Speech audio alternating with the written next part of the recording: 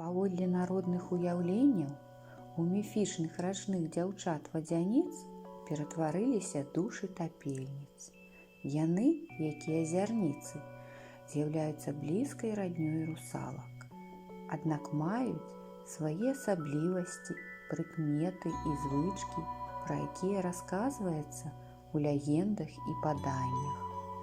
Вадзяніцы уяўляюцца маладымі дзяўчатамі з доўгімі распушчанымі валасамі.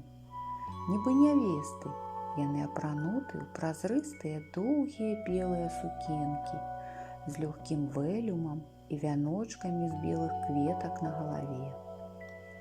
Час ад часу вадзяніцы выходзяць з вады, спяваюць сумныя і працяглыя песні і водзяць на беразе карагоды, рухаючыся павольна і плаўна. Для чалавека вадзяніцы вельмі небяспечныя. Таго, хто наблізіцца да іх, вадзяніцы спачатку заводзяць у карагод, а потым заманьваюць у раку, у самы вір, і знікаюць разам з ахвяраю.